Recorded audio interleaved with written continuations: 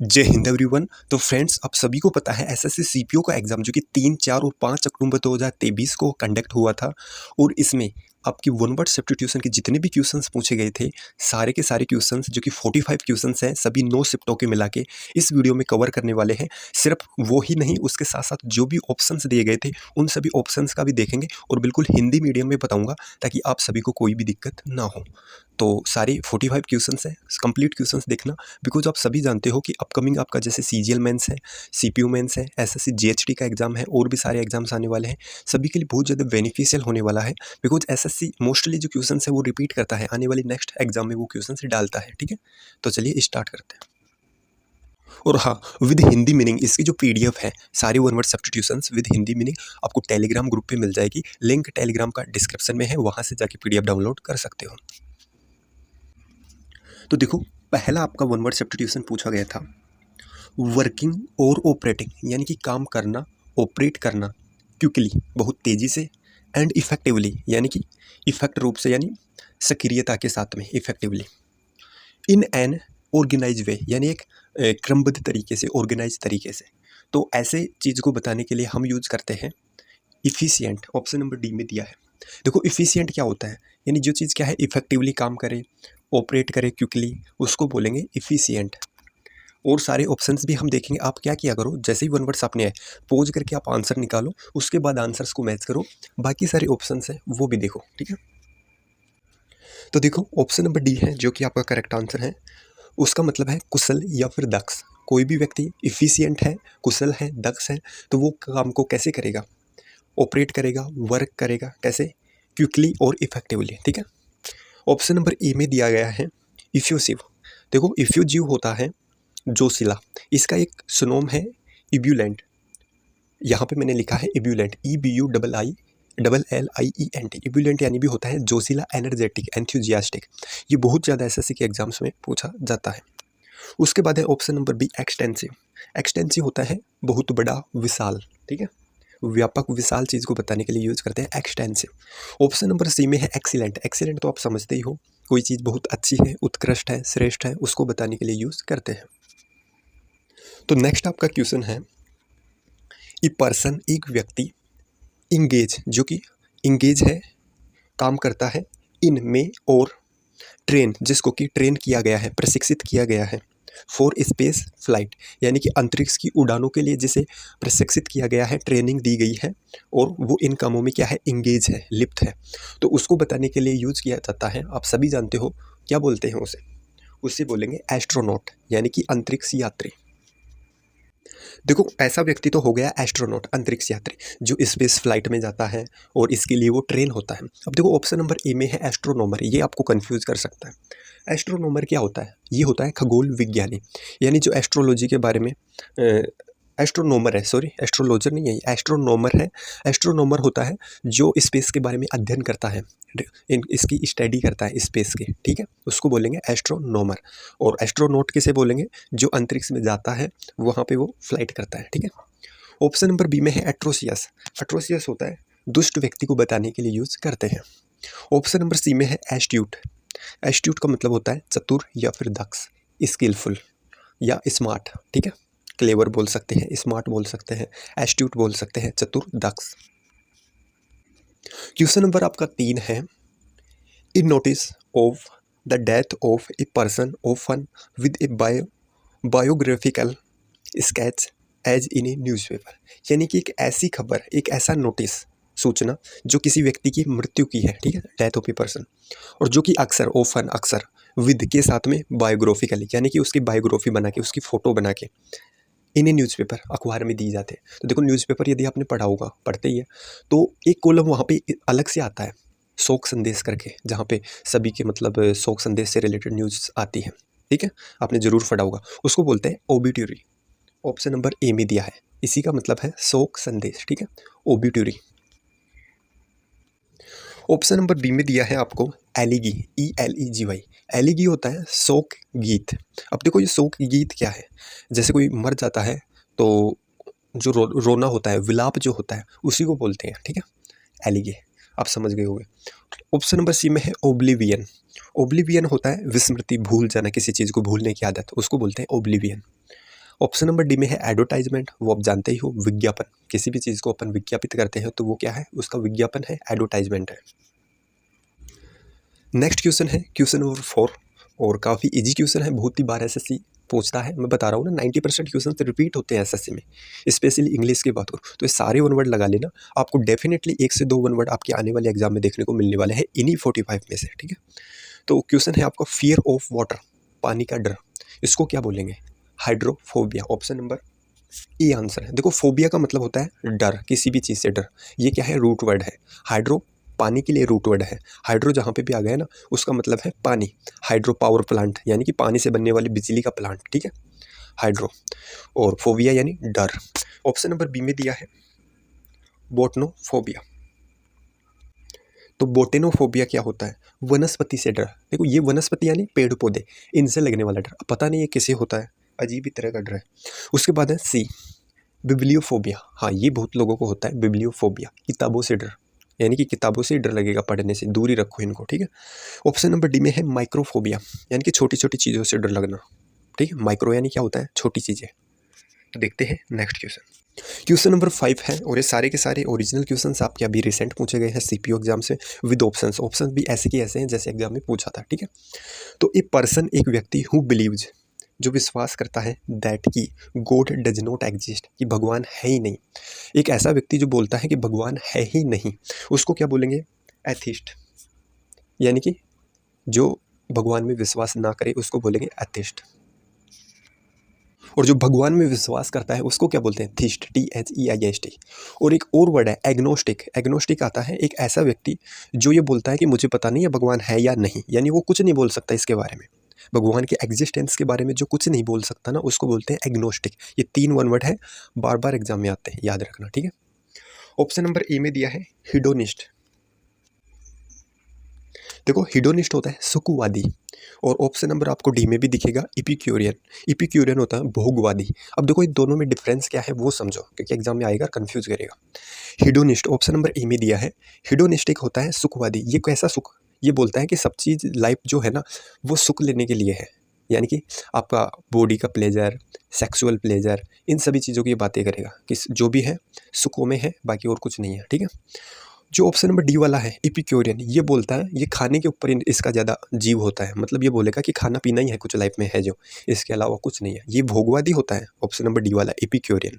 और option number ए वाला हिडोनिस्टिक, यानी कि ये होता है सुखवादी, शारीरिक सुखवादी, ठीक है। तो ऑप्शन नंबर बी में दिया है एथिस्ट, नास्तिक। ऑप्शन नंबर सी में है फैनेटिक। फैनेटिक होता है कट्टर। अब देखो फैनेटिक क्या होता है, कट्टर। फैनेटिक होता है जैसे एक तो होता है लिबरल आदमी, बोलेगा कि चलिए मैं हिंदू आप मुसलमान हो, ठीक है, मैं आपके रिलीजन का रिस्पेक्ट करता हूँ, आप मेरे रिलीजन का रिस्पेक्ट करते हो, दोनों अच्छे हैं आपकी जगह, अपनी अपनी जगह। वो तो हो गया लिबरल आदमी, ठीक है। एक आदमी ऐसा होगा कट्टर, जिसको फैनेटिक बोलेंगे, वो ये बोलेगा कि नहीं मेरा ही धर्म सर्वश्रेष्ठ है, तुम्हारा तो बेकार है, यानी कि मेरा ही धर्म सबसे अच्छा। ऐसे व्यक्ति को बोलते हैं फैनेटिक, कट्टर। देखते हैं नेक्स्ट क्वेश्चन। क्वेश्चन नंबर 6 है, one who settles in another country, यानी जो दूसरे देश में सेटल हो जाता है उसको बोलते हैं। ऐसे व्यक्ति को बताने के लिए यूज़ करते हैं इमिग्रेंट, यानी कि अप्रवासी। ऑप्शन नंबर डी में दिया है, ठीक है। तो बाकी सारे ऑप्शन देखते हैं। ऑप्शन नंबर ए में दिया है ट्रेवलर, जानते हो यात्री। ऑप्शन नंबर बी में है रेजिडेंट, यानी कि निवासी, निवास करने वाला कहीं पे भी। ऑप्शन नंबर सी होता है रेफ्यूजी। रेफ्यूजी होता है शरणार्थी। और ये कौन होता है, शरणार्थी वो व्यक्ति होता है जो अपने देश से युद्ध, आपातकाल या फिर बाढ़ वगैरह कोई भी मतलब परेशानी आने पे अपना देश छोड़ के दूसरे पड़ोसी देशों में जो जाता है, शरण लेता है, उसी को शरणार्थी यानी कि रिफ्यूजी बोलते हैं। जैसे कि एग्जांपल दूँ तो जैसे थोड़े दिनों पहले यूक्रेन का युद्ध हुआ था रसिया के साथ, तो जो यूक्रेन के लोग थे वो परेशान होकर युद्ध के आपातकाल से वो पड़ोसी जितने भी देश थे उनमें जा के रहने लगे, शरण ले ली, तो वो क्या बन गए, रिफ्यूजी बन गए उन देशों के लिए जहाँ पे वो गए थे, ठीक है। आई होप आप समझे होंगे। ऑप्शन नंबर डी में जो कि इसका आंसर है इमिग्रेंट, यानी कि अप्रवासी, ओके। क्वेश्चन नंबर 7 है, study of science of insect, यानी कि इंसेक्ट होता है, देखो कीट पतंग, जो कीटे होते हैं ना, उनके अध्ययन को क्या बोलते हैं, कीट पतंग के अध्ययन को क्या बोलेंगे, वो है आंसर। तो उसके अध्ययन को बोलते हैं एंटोमोलॉजी। ऑप्शन नंबर डी में दिया है एंटोमोलॉजी, ठीक है, कीट विज्ञान। तो कीट विज्ञान होता है एंटोमोलॉजी, करेक्ट आंसर है। ऑप्शन नंबर ए देखो, माइक्रोबायोलॉजी यानी कि सूक्ष्म जीव का विज्ञान, ठीक है। एंथ्रोपोलॉजी मानव विज्ञान, मानव के विज्ञान को अध्ययन करना एंथ्रोपोलॉजी में आता है, ठीक है। इकोलॉजी, इकोलॉजी होता है पारिस्थितिकी के अध्ययन, पारिस्थितिकी का विज्ञान, इकोलॉजी। क्वेश्चन नंबर 8 है, क्वेश्चन क्या है आपका, द कैपेसिटी यानी कि क्षमता, फॉर बीइंग होने के लिए, यूजफुल उपयोग होने के लिए, फॉर सम पर्पज यानी किसी उद्देश्य के लिए उपयोग किए जाने की क्षमता होना, उसको क्या बोलेंगे, यूटिलिटी, उपयोगिता। Option number D correct answer है, यूटिलिटी यानी कि किसी चीज़ के काम होने की योग्यता, उपयोगिता। ऑप्शन नंबर ए में दिया है गेन, गेन यानी प्राप्त करना, ऐड, ऐड यानी मदद, और ऑप्शन नंबर सी में दिया है डिजायरेबिलिटी, डिजायरेबिलिटी होता है यानी कि किसी चीज़ की उम्मीद करना, यानी ये डिजायर किया जाता है आपसे, डिजायरेबिलिटी, वांछनीयता, उम्मीद, ओके। जैसे कुछ गवर्नमेंट जॉब्स होते हैं जिनमें कि एक्सपीरियंस डिजायरेबल होता है, यानी कि वहाँ पे एक्सपीरियंस मांगा नहीं जाता, डिजायरेबल होता है, आपके पास है तो आपको थोड़ा सा फ़ायदा मिलेगा, उनकी नज़र में नहीं है तो भी चल जाएगा, वो होता है डिजायरेबिलिटी यानी कि वांछनीयता, उम्मीद, ठीक है। क्वेश्चन नंबर 9 है, the study of the human mind यानी कि मानव मस्तिष्क का अध्ययन, उसको क्या बोलेंगे, उसको बोलते हैं साइकोलॉजी। ऑप्शन नंबर ए में दिया है, ठीक है, यानी कि मनोविज्ञान, मानव विज्ञान, मनोविज्ञान बोलते हैं उसको, माइंड के अध्ययन को, ठीक है। ऑप्शन नंबर बी में दिया है माइक्रोबायोलॉजी, सूक्ष्म जीव विज्ञान, अभी बताया था। देखो ऑप्शन से रिपीट होने लग गई ना, अभी थोड़ी देर पहले भी आया था ये, अभी पे ऐसे ही क्वेश्चन भी रिपीट करता है एग्जाम में। इन्हीं 45 वन वर्ड में से आप देखना एसएससी जीएचटी सीजीएल मेंस और सीपीयू मेंस में 1 से 2 वन वर्ड आपको देखने को मिल जाएगा। The study of the human mind हो जाएगा आपका मनोविज्ञान, साइकोलॉजी। ऑप्शन नंबर बी में दिया है माइक्रोबायोलॉजी, सूक्ष्म जीव विज्ञान। ऑप्शन नंबर सी में है इपीडेमियोलॉजी यानी कि महामारी विज्ञान, और ऑप्शन नंबर डी में है एंथ्रोपोलॉजी, मानव विज्ञान। महामारी क्या होती है, जो बहुत बड़े एरिया में फैल जाती है बीमारी, उसको बोलते हैं महामारी, इपीडेमिक, ठीक है। तो इसका आंसर है ऑप्शन नंबर ए। क्वेश्चन नंबर 10 है, ए कीपर और कस्टोडियन ऑफ ए म्यूजियम और अदर कलेक्शन यानी कि एक म्यूजियम का कस्टडी करने वाला यानी कि ध्यान रखने वाला, और अदर कलेक्शंस यानी इकट्ठा की हुई चीज़ होगा, तो उसको बोलते हैं हम कुरेटर, कुरेटर बोलते हैं, ठीक है। ऑप्शन नंबर सी यहाँ पे करेक्ट आंसर होगा। ऑप्शन नंबर ए में दिया है कार्टोग्राफर, कार्टोग्राफर होता है मानचित्रकार, जो मैप बनाता है उसको बोलते हैं कार्टोग्राफर। ऑप्शन नंबर बी में है चोफर, CHUFFER, चोफर होता है ड्राइवर, किसी व्यक्ति का पर्सनल ड्राइवर, उसको बोलते हैं चोफर।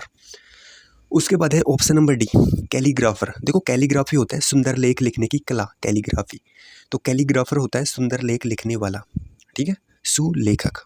देखते हैं नेक्स्ट क्वेश्चन।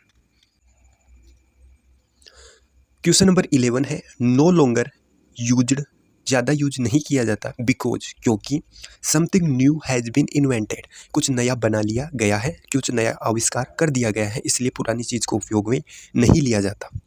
तो देखो ऐसा बताने के लिए हम यूज करते हैं ऑब्सोलीट, ऑप्शन नंबर बी में दिया है। ऑब्सोलीट वो चीज़ होती है जो चलन से बाहर है। जैसे एग्जांपल देके समझाता हूँ, जैसे पहले टेलीफोन होता था ना, कि उसको मतलब उसमें पैसे डालने पड़ते थे, फिर आप कॉल मिलाते थे और कॉल जाती थी, ऐसे होता था। उसके बाद में अब स्मार्टफोन आ गया, और स्मार्टफोन से पहले हैंडसेट आ गए थे, यानी हाथ में लेने वाला मोबाइल छोटा। तो अब क्या है, वो चीज़ ऑब्सोलीट हो गई ना, उसको कौन यूज़ करता है, नो लॉन्गर इन यूज हो गई, वो कौन, टेलीफोन। तो वो अब काम में नहीं आते, अब आते हैं क्या, स्मार्टफोन। तो ऐसी चीज़ों को बताने के लिए ऑब्सोलीट यूज करते हैं, जो क्या है, नो लॉन्गर इन यूज है, ऑब्सोलीट, ओके। तो देखो ऑप्शन नंबर ए में है ऑर्नामेंटल यानी कि सजावटी, सी में है क्लासिक, क्लासिक यानी उत्कृष्ट, बहुत अच्छी चीज़ को बताने के लिए यूज़ करते हैं क्लासिक, विंटेज भी बोलते हैं। ऑप्शन नंबर डी में है एंसेंट, एंसेंट यानी प्राचीन। नेक्स्ट देखते हैं। क्वेश्चन नंबर 12 है आपका, वन वर्ड है, detailed list of goods dispatched with quality and price to the purchaser, यानी कि डिटेल्ड लिस्ट ऑफ गुड्स यानी कि सामान की विस्तृत जानकारी, लिस्ट दी जाती है, dispatch with quantity and price to be purchase, यानी कि क्या चीज़ परचेज करनी है, कितनी परचेज करनी है, ये सब चीज़ की जो लिस्ट है उसको क्या बोलते हैं, उसको बोलते हैं, ऑप्शन नंबर सी में दिया है इनवॉइस। तो ऐसी लिस्ट को बताने के लिए यूज़ किया जाता है इनवॉइस। इनवॉइस होता है देखो बिल, यानी कि क्या चीज़ें खरीदी गई, कितनी क्वांटिटी में खरीदी गई, उसको बताता है क्या, बिल, आपका इनवॉइस। ठीक है। ऑप्शन नंबर ए में दिया है लेजर। ये होता है बही खाता। बही खाता जिसमें कि लोग अपना ध्यान रखने कितना किससे लिया, कितना किसे देना है। ठीक है, वो। ऑप्शन नंबर बी में है रिसिप्ट। रिसिप्ट होती है रसीद, कोई चीज़ खरीदने के बाद जो आप रिसिप्ट लेते हो वो। सेल्स, सेल्स यानी बिक्री। तो आंसर है आपका option number C, invoice. 30 number one word है आपका। वन वर्ड क्या है, ए प्रिटेंस। प्रिटेंस यानी कि बहाना। ऑफ हैविंग, रखने का। ए वर्चुअस, गुणी। कैरेक्टर, बहुत अच्छा चरित्र, यानी कि एक गुणी चरित्र होने का क्या, बहाना। मोरल, नैतिक। और रिलीजियस, धार्मिक। बिलीव्स, विश्वास, नैतिक और धार्मिक विश्वास रखना। और प्रिंसिपल्स, यानी कि प्रिंसिपल क्या है, सिद्धांत, और सिद्धांत रखना। ये सब क्या है, बहाना है। That one does not really possess, जो वो नहीं रखता, यानी ना ही तो उसका कोई सिद्धांत है, ना ही वह धार्मिक और कोई मोरल बातें करता है, बस वो दिखाता है। और क्या करता है, झूठा कैरेक्टर प्रिटेंड करता है। प्रिटेंड होता है क्या, बहाना करना। तो ऐसे व्यक्ति को बताने के लिए यूज़ करते हैं हाइपोक्राइट। वैसे ये जो क्या बोलते हैं इसे ऐसे करने को, वो पूछा था एग्जाम में, तो उसे बोलते हैं हिपोक्रेसी, यानी कि ढोंगी, पाखंड, ढोंग। ऑप्शन नंबर डी यहाँ पे करेक्ट आंसर। ऐसे व्यक्ति को बोलेंगे हाइपोक्राइट, पाखंडी। ठीक है। ऑप्शन नंबर ए में दिया है गलीबिलिटी। ठीक है, गलीबिलिटी होती है सीधापन, यानी कि कोई जैसे बोला वैसे ही मान लिया। ठीक है, ऐसे व्यक्ति को बोलते हैं गलीबल। ऑप्शन नंबर बी में है श्रीवडनेस। श्रीवडनेस होती है चतुराई, धूर्तता, यानी कोई चतुराई पन्या, चतुराई इस तरीके से काम करना। ठीक है, श्रीवड। ऑप्शन नंबर सी में है नेविटी। नेविटी होती है सीधापन, सादगी, भोलापन। ऑप्शन नंबर डी में आपको पता ही है हिपोक्रेसी, यानी कि पाखंड, ढोंग, जो कि करेक्ट आंसर है। नेक्स्ट आपका है one word, A state of intense happiness and self confidence, यानी कि एक ऐसी जगह जहाँ पे बहुत ज़्यादा खुशी है और आत्मविश्वास है। ऐसी जगह को बताने के लिए यूज़ करते हैं यूरोपिया। ऑप्शन नंबर ए में दिया है यूपोरिया, इसे बोलेंगे। देखो, ऐसी जगह जहाँ पे खुशी हो हरदम, मतलब इसको बोलते हैं एक तरीके से राम राज्य, या मतलब मन का ऐसा राज्य, स्वर्ग, जो कि पॉसिबल नहीं है, क्योंकि हमेशा हर जगह खुशी नहीं हो सकती, हैप्पीनेस। उसके बाद देखो बी ऑप्शन आपका इतना इंपॉर्टेंट नहीं है, इसे छोड़िए। ऑप्शन नंबर सी में देखिए, ऑप्शन नंबर सी है इंटॉक्सिकेशन। इंटॉक्सिकेशन होता है नशे या फिर मादकता की स्थिति, यानी कोई नशे में होना, इंटॉक्सिक है। ठीक है। ओब्लिवियस होता है विस्मरण, किसी चीज़ को भूल जाना, ओब्लिवियस। ठीक है, देखते हैं next question. 15 number one word था आपका, पूछा गया ह्यूज फायर फॉर सेलिब्रेशन, यानी कि सेलिब्रेशन, कोई उत्सव मनाने के लिए आग लगाना, ह्यूज फायर, उसको क्या बोलेंगे, उसको बोलते हैं bonfire. Option number C में दिया। तो देखो बोन फायर क्या होती है, जय सूचक अग्नि, यानी कि खुशी के लिए अग्नि जलाया गया। ऑप्शन नंबर ए में है एजेंडा। एजेंडा होता है कार्य सूची, यानी कि क्या कार्य हम करने वाले हैं, क्या हमारा एजेंडा है। ऑप्शन नंबर बी में है कैंपेन। कैंपेन होता है अभियान। और ऑप्शन नंबर डी में है क्रॉस फायर। क्रॉस फायर होता है बदले की कार्रवाई, यानी कि जैसे बोलते हैं ना कि क्रॉस फायरिंग में इंडिया ने इतने मिलिटेंट्स को मारा, इंडियन आर्मी ने। ठीक है, तो वो होती है क्रॉस फायर, यानी बदले की कार्रवाई। 60 नंबर वन वर्ड है और काफ़ी अच्छा ये वन वर्ड है। To make a low continuous vibratory sound expressing contentment, specially cat के लिए बात कर रहे हैं। ठीक है, तो देखो इसके लिए हम यूज़ करते हैं, ऑप्शन नंबर डी में दिया है टू पुर, PURR, बिल्ली का घुरघुराना। तो वाइब्रेटरी यानी कंपन करते हुए जब बिल्ली घुरघुराती है ना, सामने को कोई खतरा देख के, तो उसी की बात कर रहे हैं ये। ऑप्शन नंबर ए में दिया है टू म्याऊ। ये देखो, ये बिल्ली की जो आवाज़ होती है ना, उसको बताने के लिए यूज़ किया जाता है, बिल्ली के रोने की आवाज़, म्याऊ। और ऑप्शन नंबर बी में है बज। ये होती है मधुमक्खी की जो हम की आवाज़ होती है ना, उसको बोलते हैं बज। और रोर तो आप जानते ही हो, शेर जो दहाड़ता है उसको रोर करना बोलते हैं, रोरिंग, यानी कि शेर की दहाड़। तो इन दोनों में देख लेना, ए और डी ऑप्शन में थोड़ा सा डिफरेंस है। ए वाला बिल्ली की रोने की आवाज़ है, डी वाला बिल्ली के घुर्राने की आवाज़ है, यानी कि वो सामने वाले को डराता है। ठीक है, बिल्ली।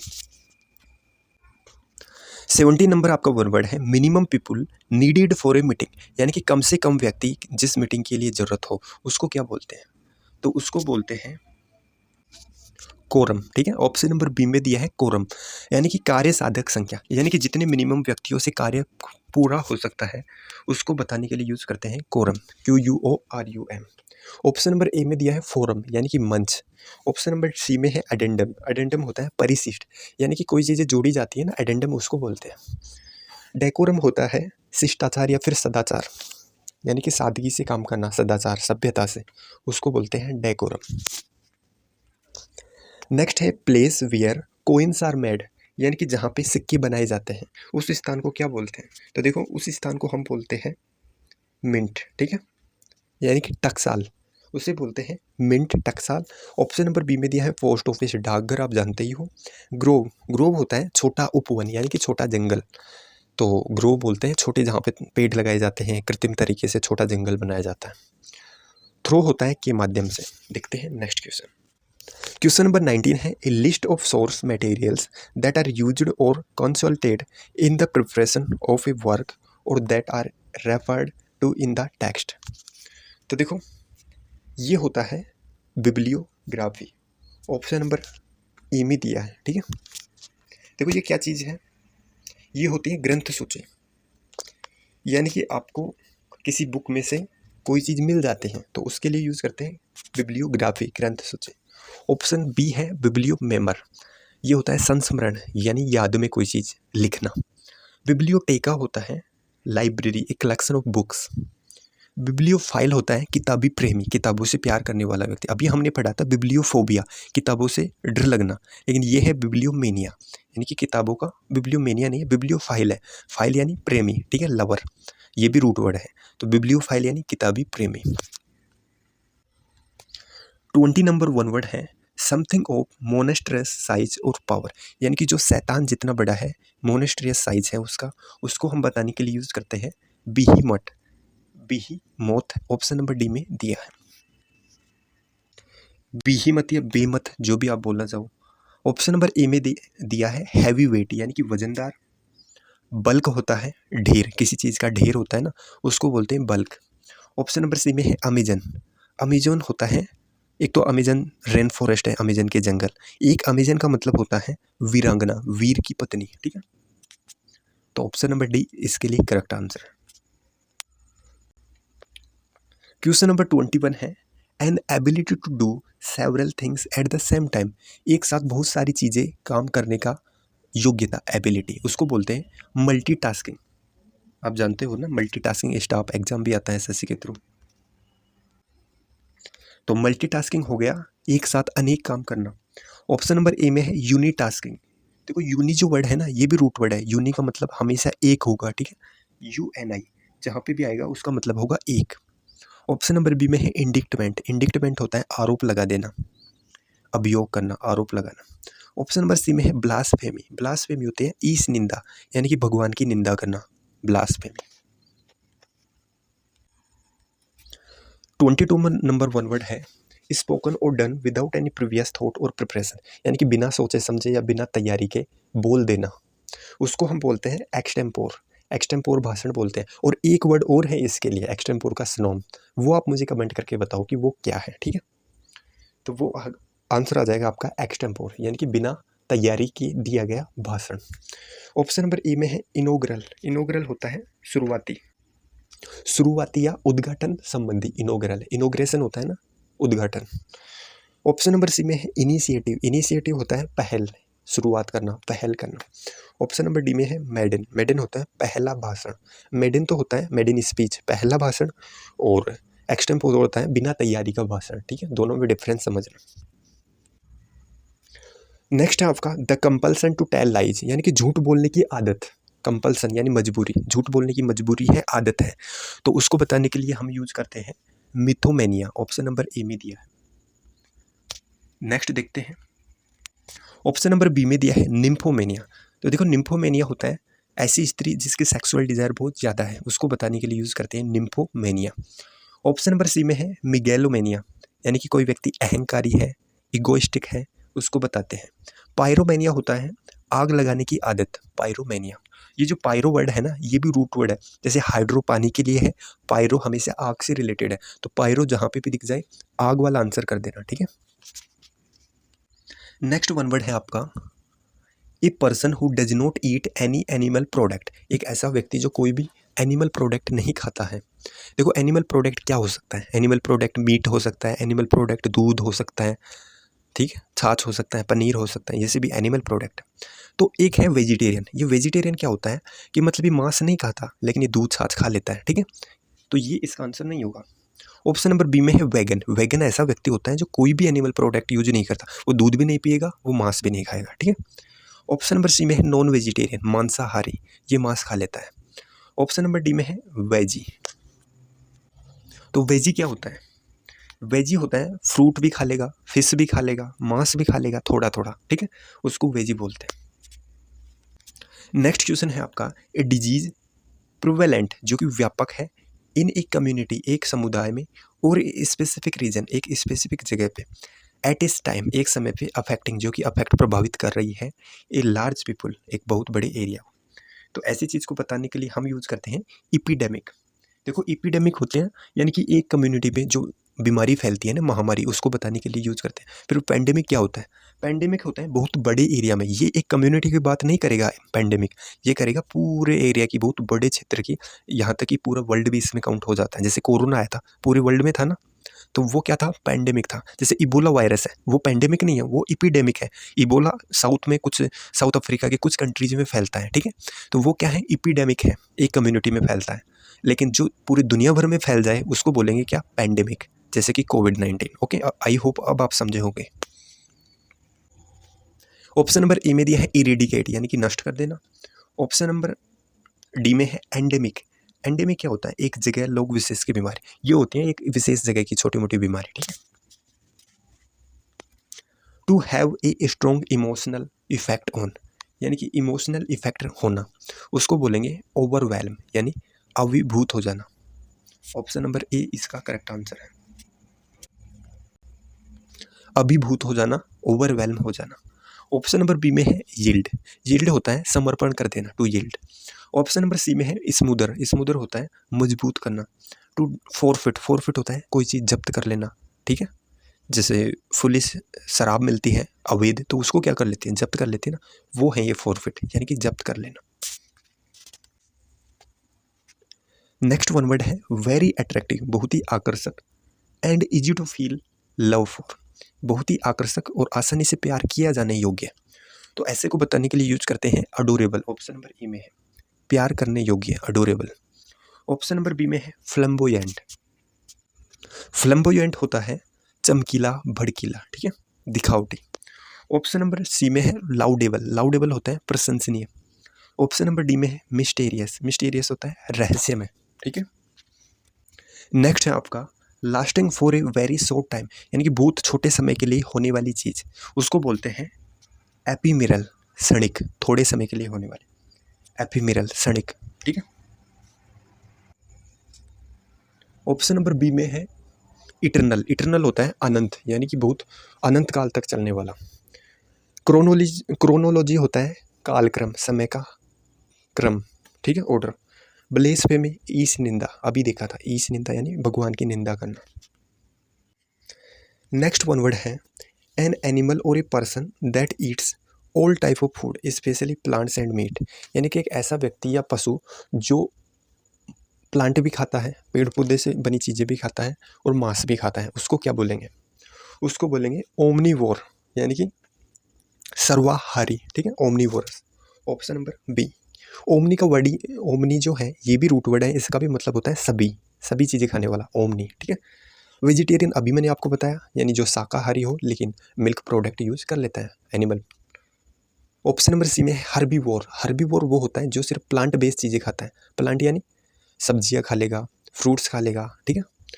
ऑप्शन नंबर डी में है कार्निवोरस। कार्निवोरस होता है सिर्फ मांसाहारी, जो सिर्फ मांस खाता है। ऐसे कुछ जानवर होते हैं ना जो सिर्फ मांस खाते हैं, उनके सामने फ्रूट्स रखोगे तो नहीं खाएंगे, ठीक है, जैसे शेर, चीता, ये सभी। नेक्स्ट वन वर्ड है एक्सट्रीमली ब्यूटीफुल, बहुत ही सुंदर, इलेबोरेट और इम्प्रेसिव। यानी कि बहुत ही ज़्यादा इम्प्रेसिव है और ब्यूटीफुल है। उसको बताने के लिए हम यूज करते हैं, दिए गए ऑप्शंस में करेक्ट आंसर होगा आपका मैग्निफिसेंट। मैग्निफिसेंट होता है शानदार, कोई चीज़ होती है शानदार, उसको बताने के लिए यूज करते हैं मैग्निफिसेंट। तो देखो, ट्रांसिट होता है थोड़े समय के लिए, मैग्निफिसेंट शानदार। प्रोफिशिएंट होता है कुशल, यानी कि अडेप्ट स्किलफुल। और ऑप्शन नंबर डी में है डिफिशेंट। डिफिशेंट होता है कमी किसी चीज़ की। क्वेश्चन नंबर 31 में है, a structure in the garden where climbing plants can grow and people can walk under. यानी कि एक ऐसा स्ट्रक्चर गार्डन में जहाँ पे प्लांट्स क्या कर रहे हैं, क्लाइंब कर रहे हैं, लटक रहे हैं, और वो ग्रो भी कर रहे हैं, and people can walk under, और उसके अंदर से पीपल आ जा रहे हैं। देखो ये वो होता है, जैसे ये कोई गेट है, गार्डन है, ठीक है, इसके अंदर से लोग यहाँ से जाते हैं। यहाँ पे क्या है, पौधे लगाए गए हैं, फूल वाले पौधे होती है ना, ऐसी बेल होती हैं जो लगाते हैं, उसको बता रहा है ये। तो ये होता है परगोला। ऐसी चीज़ को बताने के लिए हम यूज करते हैं परगोला। ये क्या होता है, ये होता है लता मंडप। लता मंडप को बोलते हैं परगोला। ऑप्शन नंबर बी में है टॉम्ब। टॉम्ब होता है मकबरा। ऑप्शन नंबर सी में है आउट हाउस, यानी कि इमारत के बाजू में बनी हुई छोटी इमारत, उसको बोलते हैं आउट हाउस। ट्री हाउस होता है वृक्ष बगीचा। नेक्स्ट है आपका since God is all powerful. यहाँ पे आपको देखो ऑल पावरफुल अंडरलाइन किया गया था, और इसका आपको यहाँ पे वन वर्ड सब्स्टिट्यूशन बताना। तो ऑल पावरफुल होता है यानी सर्वशक्तिमान, ओमनी पोटेंट। हम बोलते हैं ना कि God is omni potent, omni present, भगवान सर्वज्ञ है, सर्वशक्तिमान है, ठीक है, तो वही है ओमनी पोटेंट यानी सर्वशक्तिमान। ऑप्शन नंबर ए में है ओमनीसाइंट। ओमनीसाइंट होता है ऐसा व्यक्ति जो सब कुछ जानता है। ऑप्शन नंबर बी में है वोरेसियस। वोरेसियस होता है लालची। ऑप्शन नंबर डी में है इनकरिजिबल, यानी कि जिसे ठीक नहीं किया जा सकता, असोध्य। आप देख सकते हो हिंदी भी। उसके बाद है आपका नेक्स्ट क्वेश्चन है सेंटर ऑफ पब्लिक अटेंशन, यानी कि पब्लिक का अटेंशन लेने का जो सेंटर बना हुआ है वो क्या है, लाइमलाइट। कोई व्यक्ति लाइमलाइट में है यानी कि प्रसिद्ध है, प्रसिद्धि प्राप्त है, तो वो क्या होगा, लोगों से अट्रैक्शन लेगा ना, अटेंशन लेगा, तो आंसर हो जाएगा लाइमलाइट। ऑप्शन नंबर बी में है एम्बिग्विटी, यानी कि अस्पष्टता। नेक्स्ट ऑप्शन है आपका फजीनेस, यानी कि अस्पष्टता। और ऑप्शन नंबर डी है ऑब्सक्योरिटी, इसका भी मतलब है अस्पष्टता, यानी कि लैक ऑफ क्लियरनेसनेस, यानी कि क्लियरनेस नहीं है, क्लैरिटी नहीं है। नेक्स्ट है आपका one who goes from place to place begging, यानी कि एक ऐसा व्यक्ति जो प्लेस टू प्लेस जाता है, एक जगह से दूसरी जगह बैगिंग, मांगते हुए, ठीक है, तो ऐसे व्यक्ति को बताने के लिए यूज करते हैं मेंडिसेंट। ऑप्शन नंबर बी में है भिक्षुक बोलेंगे, जो मांगता है घर घर जाके। ऑप्शन नंबर ए में है मेलिएबल, यानी कि लचीला, नरम। ऑप्शन नंबर सी में है मिटिकुलस। मिटिकुलस होता है वेरी केयरफुल, बहुत सावधान, ठीक है। ऑप्शन नंबर डी में है मिसोगेमिस्ट। मिसोगेमिस्ट होता है महिलाओं का द्वेषी, यानी कि महिलाओं से हेट करने वाला, शादी का द्वेषी है, उसको बोलते हैं मिसोगेमिस्ट। नेक्स्ट आपका to tell the nature of a disease by its symptoms, यानी कि किसी बीमारी के लक्षण को देख के उसका नेचर बता देना, उसकी प्रकृति बता देना, उसको बोलते हैं क्या, डायग्नोसिस। देखो हम क्या करते हैं, जब भी बीमार होते हैं तो हम चेक करवाने जाते हैं ना, जांचें करवाने, उसी को तो डायग्नोसिस बोलते हैं, यानी कि वो जांच करता है, चेक करता है कि आपको क्या बीमारी है, कैसी बीमारी है, ठीक है, वही होता है डायग्नोसिस। ऑप्शन नंबर ए में दिया है डिजाइन, यानी कि कोई चीज़ बनाना, रचना करना, निर्माण करना। ऑप्शन नंबर सी में है डिसिसिव। डिसिसिव होता है निर्णायक, ये उसका डिसिसिव मूव था, ये उसका डिसिसिव वो था, मूव था, ठीक है, यानी कि कदम। ऑप्शन नंबर डी में है डोजेज। डोज होता है मात्रा निर्धारण करने की विधि, यानी कि कितनी मात्रा दी जानी है, कितनी, जैसे दवाई देते हैं तो उसकी मात्रा निर्धारित करते हैं ना कि इतना डोज देना है, तो वो होता है डोजेज, ठीक है। नेक्स्ट क्वेश्चन है ए फॉर्म ऑफ गवर्नमेंट, ऐसी सरकार in which the supreme power is vested in the people and exercised by their elected agent. देखो इलेक्टेड आ गया ना, यानी कि चुनाव किया हुआ, तो ऐसी सरकार कौन सी होती है, डेमोक्रेसी तो होती है ऐसी सरकार, लोकतंत्र, ठीक है।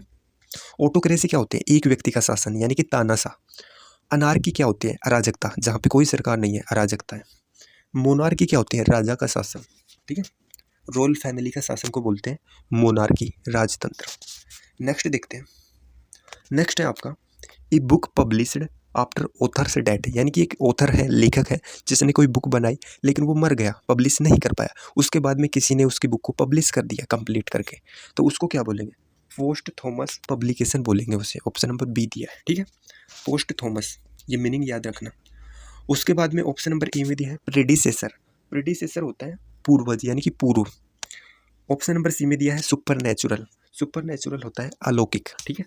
ऑप्शन नंबर डी में ये कोई काम की मीनिंग नहीं है, ठीक है। देखते हैं नेक्स्ट।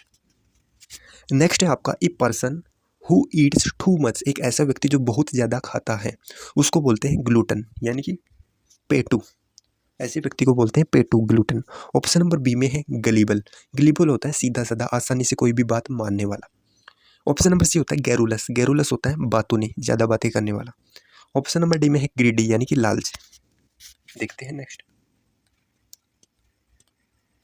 नेक्स्ट है आपका स्टडी ऑफ कॉइन्स, यानी कि सिक्कों के अध्ययन को क्या बोलते हैं? उसको बोलते हैं न्यूमिस्मेटिक्स, यानी कि क्या बोलेंगे? मुद्रा शास्त्र बोलेंगे, ठीक है। ऑप्शन नंबर बी में आपको दिया है अपोथीकैरी, यानी कि दवा बेचने वाला, अपोथीकैरी। फिलएटली बोलते हैं डाक टिकट इकट्ठा करने वाले को, फिलएटलिस्ट। एंटीक्यूरी होता है प्राचीन चीज़ों से रिलेटेड वर्ड है antique, ANTIQUE, antique. Question number 40 है रिक्यूरिंग एक्सेप्शनल स्किल और क्वेश्चन इन परफॉर्मिंग और हैंडलिंग, यानी कि रिक्वायर है, किस चीज़ की रिक्वायरमेंट है, ज़रूरत है? एक्सेप्शनल यानी कि विशेष स्किल्स, योग्यता की, और क्वेश्चन सावधानी की, इन परफॉर्मिंग करते हुए, और हैंडलिंग यानी कि हैंडल करते हुए। तो ऐसी चीज़ को बताने के लिए हम यूज करते हैं ट्रिकी, यानी कि कोई चीज़ ट्रिकी है उसको हैंडल करने के लिए हमें बहुत ज़्यादा सावधानी की ज़रूरत है और स्किल्स यानी कि योग्यता की भी ज़रूरत है। तो वो चीज़ क्या है? ट्रिकी है, ईजी तो नहीं होगी, तो ऐसी चीज़ होती है ट्रिकी। करेक्ट आंसर है option number D. Option number A में है ब्लूंट। ब्लूंट होता है कुंठित या मंदबुद्धि आदमी, ब्लूंट बोलते हैं। ऑप्शन नंबर बी में है एब्स्ट्रैक्ट। एब्स्ट्रैक्ट होता है संक्षेप या फिर सार या समरी बना लेना, एब्स्ट्रैक्ट बोलते हैं। ऑप्शन नंबर सी में है सस्टेनेबल। सस्टेनेबल होता है टिकाऊ। देखते हैं नेक्स्ट। नेक्स्ट वन वर्ड है टू रिस्ट्रेन, यानी कि सीमित करना, और कंपेल मजबूर करना। ए पर्सन एक व्यक्ति को, टू डू करने के लिए, समथिंग बाय फोर्स यानी कि बलपूर्वक किसी से कोई काम करवाना या कोई काम करने के लिए मजबूर करना। ऐसी चीज़ को बताने के लिए यूज़ करते हैं। ऑप्शन नंबर बी में है कोर्स, COERC, कोर्स यानी मजबूर करना। ऑप्शन नंबर ई में है कॉन्सेंसस, ये होता है सर्वसहमति यानी कि सबका एग्रीमेंट। कैजुअलिटी होती है हताहत हो जाना, यानी कि कोई मौत हो जाना, हताहत होना, कैजुअलिटी। कॉन्वॉय, कॉन्वॉय होता है क्या? काफिला। नेक्स्ट देखते हैं। नेक्स्ट है आपका 42 an act of exchanging information. Information को एक्सचेंज करने की जो एक्ट है, जो कार्य है, उसको बोलते हैं कम्युनिकेशन। यानी कि यहाँ से वहाँ जब इन्फॉर्मेशन पहुँचाते हैं, एक्सचेंज करते हैं, तो उसी को तो कम्युनिकेशन बोलते हैं ना। टच करना, स्पर्श करना, होल्ड करना, बनाए रखना, कोलेबोरेट करना, कोलेबोरेशन यानी कि सहयोग करना होता है ना, कि उसके कोलेबोरेशन से ये काम स्टार्ट किया, वो होता है सहयोग। अब देखो सिंपली इस तरीके से तो वन वर्ड पूछता ही है। एक और तरीके से इस बार एक वन वर्ड पूछा गया था इस शिफ्ट में। वो क्या था कि आपको एक वर्ड दिया गया था, फिर उसकी डेफिनेशन पूछी थी कि ये क्या है। तरीका वही है, यानी कि इस बार क्या करेगा, वन वर्ड आपको पहले दे देगा, फिर वो उसकी डेफिनेशन ऑप्शंस में से पूछेगा। तो ये क्या है? ट्रोजू यानी कि दहेज। अभी मुझे पता नहीं इसका करेक्ट प्रोनाउंसिएशन क्या है, लेकिन ट्रोजू ऐसा ही कुछ बोलेगा ये। तो द क्लॉथ यानी कि क्लॉथ यानी कपड़े, लाइनेन एंड अदर ब्लॉगिंग्स और अन्य सामान कलेक्टेड इकट्ठा किया गया है बाई ए ब्राइड, एक वधू के द्वारा, फॉर हर मैरिज, अपनी शादी के लिए। यानी कि शादी के लिए जो सामान इकट्ठा किया गया है, कपड़े इकट्ठे किए गए हैं, उसको क्या बोलेंगे? दहेज बोलेंगे उसे, ठीक है। तो ये आंसर था इसका। यानी कि इस तरीके से भी पूछ ले तो घबराना क्यों है, वही तो आप जो पढ़ के गए हो वो ऑप्शन में देगा ना। नेक्स्ट है आपका ए मोर्बिड कंपल्सन टू स्टील, यानी कि चोरी करने की आदत। कंपल्सन टू स्टील, चोरी करने की आदत, उसको बोलते हैं क्लिप्टोमेनिया। ऑप्शन नंबर ए में दिया है, ठीक है। नेक्स्ट ऑप्शंस भी देख लेते हैं। ऑप्शन नंबर बी है मिगेलोमेनिया, अहंकारी होना। पायरोमेनिया, पायरो अभी मैंने बताया था आग से संबंधित है, पायरो फायर से, पायरोमेनिया यानी आग लगाने की आदत। डिप्सोमेनिया, देखो डिप्सो ये होता है शराब की आदत, शराब की लत, ठीक है।